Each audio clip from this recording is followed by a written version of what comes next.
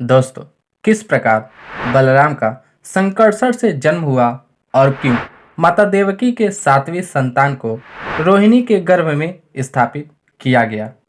दोस्तों, जब भगवान विष्णु श्री कृष्ण के रूप में अवतार लेने वाले थे तो शेषनाग जी ने कहा, प्रभु, रामा अवतार में मैं आपके छोटे भाई के रूप में जन्म लिया था।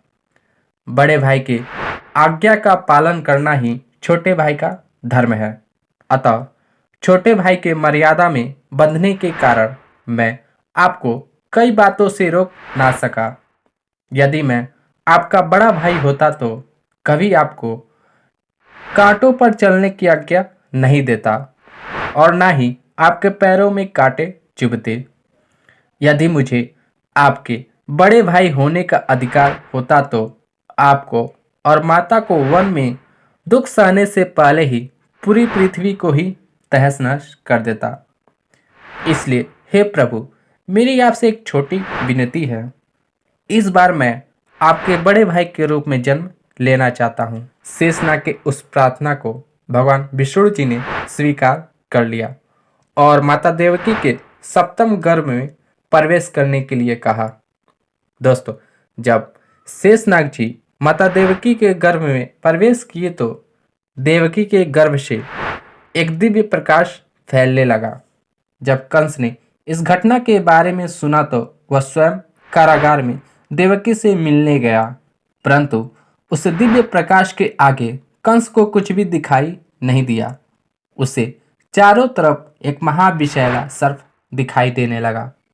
दोस्तों, तब भगवान विष्णु जी ने योग माया को आदेश दिया कि वे माता देवकी के सातवीं संतान को वासुदेव की दूसरी पत्नी रोहिणी के गर्भ में स्थापित कर दें। योग माया ने ठीक ऐसा ही किया। योग माया ने देवकी की सातवीं संतान को रोहिणी के गर्भ में स्थापित कर दिया।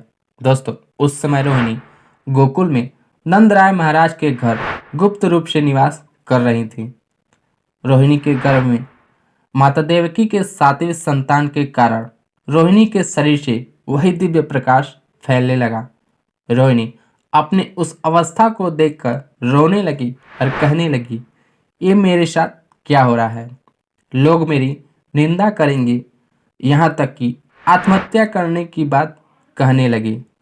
तब नंदराय जी ने रोहिणी को अपने कुलगुरु महर्षि सांडिल्य के पास ले गए। रोहिणी के शरीर से दिव्य प्रकाश को देखकर उन्होंने रोहिणी से कहा, रोहिणी, तुम व्यर्थ ही चिंता करती हो। इस प्रकाश को देखकर ऐसा लगता है कि सूर्य के पूरे प्रकाश को किसी ने एक घट में कैद कर लिया हो। यह दिव्य शक्ति तुम्हें मातृत्व का गौरव प्रदान करने आई है, अतः इसे स्वीकार करो। नंदराय जी ने गुरु सांडिल्य से कहा, गुरुवर, इस दिव्य प्रकाश का रहस्य क्या है? कृपया इसका भेदन करिए। गुरु सांडिल्य जी ने कहा, नंदराय जी, इतने वर्षों से आपके वंश का गुरु होने का दायित्व संभाले बैठा हूँ, परंतु रोहिणी वृष्णि वंश की रानी है। वृष्णि वंश के कुल गुरु होने का भार ब्रह्मा जी ने महर्षि गर्ग को सौंपा है, अतः वे ही इस रहस्य के बारे में बता सकते हैं। उसके बाद सांडिल्य जी ने महर्षि गर्ग का ध्यान किया। तब महर्षि गर्ग ने बताया, भविष्य की घटना उसे कहते हैं जिसे विधाता ने पहले से ही निश्चित कर लिया हो, परंतु अब जो होने वाला है वह उनकी इच्छा पर निर्भर है, जो विधाता के भी विधाता हैं। उनकी इच्छा से सृष्टियां बनती हैं, मिट जाती हैं। ब्रह्मा आते हैं, चले जाते हैं और फिर नए ब्रह्मा आते हैं। अब वो क्या करेंगे यह कौन बता सकता है? हाँ, परंतु इस बात का निश्चय अवश्य है, वराह कल्प के 28वें चतुर्युगी के द्वापर युग में भगवान श्री कृष्ण धरती पर स्वयं पधारेंगे। मैं वृष्णि वंश के कुलगुरु होने के नाते यह जानता हूँ कि देवकी के सातवीं संतान को संकर्षण करके रोहिणी के गर्भ में स्थापित किया गया है। वो स्वयं शेषनाग हैं। गुरु सांडिल्य जी ने महर्षि गर्ग से पूछा, जब शेषनाग देवकी की सातवीं संतान है तो फिर क्यों देवकी के गर्भ से क्यों नहीं जन्म लिया? गर्ग जी ने बताया, रोहिणी पिछले जन्म में महर्षि कश्यप की दूसरी पत्नी कतरु थी, जिसने सभी नागों को जन्म दिया था और नागमाता कहलाई।